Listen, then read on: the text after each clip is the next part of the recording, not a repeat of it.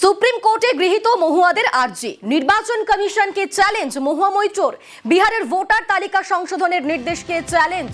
Supreme কোর্টে গৃহীত মহুয়া মৈত্রদের আবেদন, আগামী বৃহস্পতিবার মামলার শুনানি।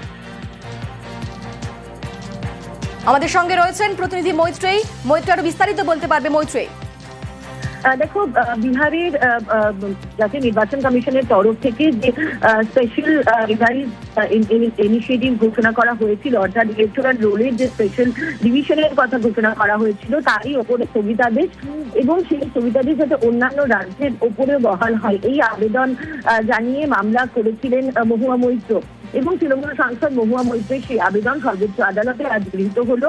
আজকে মহুয়া মৈত্রের তরফ থেকে তার আইনজীবী কপিল সিবাল এই মামলার এবং একই সঙ্গে তিনি আবেদন জানান যেন সব পক্ষকে এই মামলার সঙ্গে যুক্ত যারা পক্ষরা রয়েছে তাদের সবাইকে নোটিশ জারি করা হয়। এবং একই সঙ্গে আজকে বিচারপতি জুলিয়া, যার আদালতে এই মামলার মেনশন করা হয়েছিল, তিনি জানিয়েছেন যে আগামী বৃহস্পতিবার এই মামলার শুনানি করা হবে। বেশ, ধন্যবাদ মৈত্রী।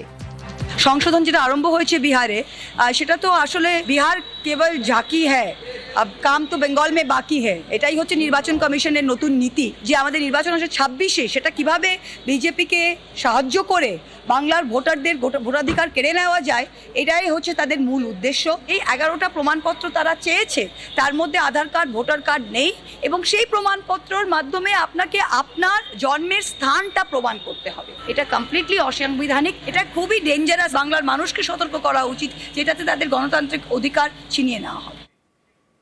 ভোটার তালিকা নিয়ে শুরু রাজনৈতিক চর্চা। ভোটার তালিকা সংশোধন হলে তৃণমূলের বিপদ, কটাক্ষ শুভেন্দু অধিকারী। এখানে ভোটার লিস্টে প্রচুর রোহিঙ্গা মুসলমানের নাম আছে, যারা শরণার্থী নয়, অনুপ্রবেশকারী। তাদের নাম বাদ চলে যাবে। তাদের নাম বাদ চলে গেলে অসুবিধা হবে, ভুয়া ভোটারদের নাম বাতিল হয়ে যাবে।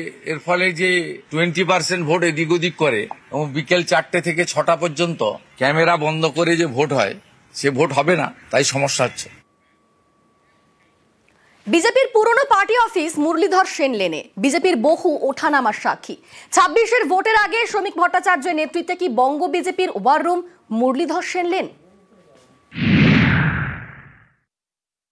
সেই অফিসের সঙ্গে বিজেপির একটা আবেগ জড়িয়ে থাকবে। সেন্ট্রাল এভিনিউ এর কাছে 6 নম্বর মুরলীধর সেন লেন। 1980 সাল থেকে এই ঠিকানাতেই বঙ্গ বিজেপির সদর দপ্তর। বহু ইতিহাসের সাক্ষী, বহু ওঠানামা দেখেছে। শ্রমিক ভট্টাচার্যের সৌজন্যে এই অফিসের গুরুত্ব কি আবারও বাড়তে চলেছে?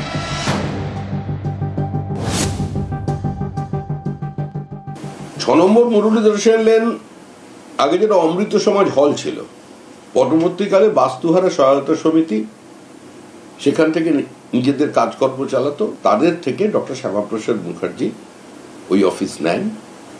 তারপর আচার্য দেবপ্রসাদ ঘোষ থেকে শুরু করে অটল বিহারী বাজপেয়ী, লালকৃষ্ণ আদবানি, বিজয়রাজে সিন্ধিয়া, আজকের যিনি প্রধানমন্ত্রী নরেন্দ্র দামোদর দাস মোদী, সবাই অফিসে এসছেন। তো স্বাভাবিকভাবেই সেই অফিসের সঙ্গে বিজেপির একটা আবেগ জড়িয়ে থাকবে।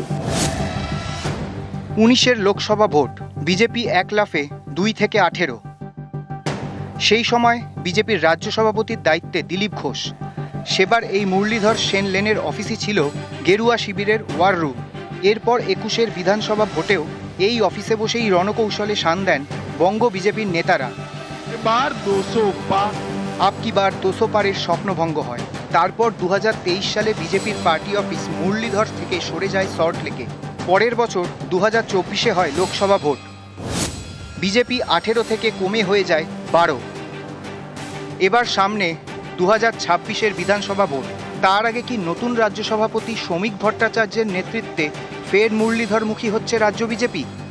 নবনির্বাচিত রাজ্য সভাপতি শ্রমিক ভট্টাচার্য সহ বিজেপির আদি এবং নব্য নেতাদের আবেগ এই মুরলীধর সেন লেন। আর সেই আবেগকে কাজে লাগিয়ে ভৌগোলিক অবস্থানের উপর গুরুত্ব দিয়ে এবার গুরুত্ব বাড়তে চলেছে মুরলীধর সেন লেনের এই পার্টি অফিসের।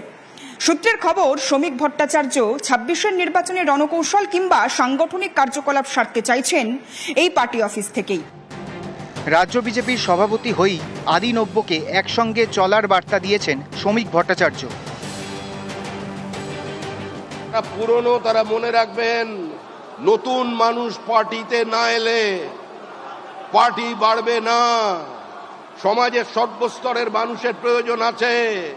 কুমোরটুলি থেকে অর্ডার দিয়ে আমরা মানুষ তৈরি করে নিয়ে আসতে পারবো না। আর যারা নতুন এসেছেন তারাও মনে রাখবেন, ওই পুরনো মানুষগুলো পরাজয় নিশ্চিত জেনেও, জমানত বাজেয়াপ্ত হবে জেনেও, যারা পতাকাটা ধরে রেখেছিলেন, প্রদীপ জ্বালিয়ে রেখেছিলেন, তার জন্যই এই অবস্থা তৈরি হয়েছে। কোনো নতুন নেই, কোনো পুরনো নেই। এবার কি আদিনব্য সকলকে নিয়ে ফের শিকড়ের কাছে ফেরা? যে মুরলীধর সেন লেনের সঙ্গে ইতিহাস জড়িয়ে এবার কি তার কাছে ফেরার পালা, যাতে ২৬-এর ভোটের আগে বঙ্গ বিজেপির আবেগে শান দেওয়া যায়? ৬ নম্বর মুরলীধর সেন লেন আগে যেটা অমৃত সমাজ হল ছিল, পরবর্তীকালে বাস্তুহারা সহায়তা সমিতি সেখান থেকে নিজেদের কাজকর্ম চালাতো। তাদের থেকে ডক্টর শ্যামাপ্রসাদ মুখার্জি ওই অফিস নেন। তারপর আচার্য দেবপ্রসাদ ঘোষ থেকে শুরু করে অটল বিহারী বাজপেয়ী, লালকৃষ্ণ আদবানি, বিজয়রাজে সিন্ধিয়া, আজকের যিনি প্রধানমন্ত্রী নরেন্দ্র দামোদর দাস মোদী, সবাই অফিসে এসছেন। তো স্বাভাবিকভাবেই সেই অফিসের সঙ্গে বিজেপির একটা আবেগ জড়িয়ে থাকবে। তবে আগামী নির্বাচনের প্রভাব কতখানি পড়ে সেটাই এখন দেখার। ক্যামেরায় পিন্টুর সঙ্গে সুস্মিতা, নিউজ 18 বাংলা, কলকাতা। বছর ঘুরলেই বাংলায় বিধানসভা নির্বাচন। রাজ্য সভাপতির দায়িত্ব নিয়েই শ্রমিকের গলায় সংখ্যালঘু অঙ্ক। শুধু হিন্দুদের ভোট নয়, জাতীয়তাবাদী নিরপেক্ষ সংখ্যালঘু ভোটও প্রয়োজন বিজেপির। ভেদাভেদের রাজনীতি তৃণমূল করে বলে অভিযোগ। ফের সংখ্যালঘুদের বার্তা শ্রমিক ভট্টাচার্যের। র্যাডিক্যালাইজেশন সর্বত্র ছড়িয়ে পড়েছে। কেউ আর নতুন করে বাংলাকে ভাগ করতে পারবে না। ৮০ দশক থেকে বলে আসছি, সাইলেন্ট ডেমোগ্রাফিক ইনভেশন চলেছে ভারতবর্ষের উপরে। বিনা যুদ্ধে ভারত দখলের এই চক্রান্তকে আমাদের রুখতে হবে। আর শুধু রুখবার জন্য হিন্দুরা নয়, আমাদের প্রয়োজন ভারতীয় জাতীয়তাবাদী স্বচ্ছ নিরপেক্ষ মুসলমানদের। এই নির্বাচন মুক্তমনা, প্রগতিশীল, জাতীয়তাবাদী ভারতীয় মুসলমানদের জন্য, বাঙালি মুসলমানদের জন্য শেষ নির্বাচন। তৃণমূল যদি আবার ক্ষমতায় ফিরে আসে, তাহলে জম্মু কাশ্মীরের বিধানসভার যে চেহারাটা, সেটা পশ্চিমবঙ্গের বিধানসভার চেহারা হয়ে যাবে। শ্রমিকের সংখ্যালঘু অঙ্ককে কটাক্ষ তৃণমূলের। সংখ্যালঘু সম্পর্কে বিজেপির বিভ্রান্তি কাটতে কাটতে ভোট মিটে যাবে, কটাক্ষ তৃণমূলের জয়প্রকাশ মজুমদারের। শ্রমিক বাবু এসে নতুন রেসিপি এনেছেন। সেই রেসিপিতে সিপিএম এর 4 চামচ সিপিএম দাও, 2 চামচ আরএসএস দাও, 3 চামচ এই বাঙালি অস্মিতা, এইসব ঢিলে মেখে ভালো করে ফুটিয়ে নামানোর আগে একটুখানি সাম্প্রদায়িকতার জল দিয়ে পরিবেশন করো।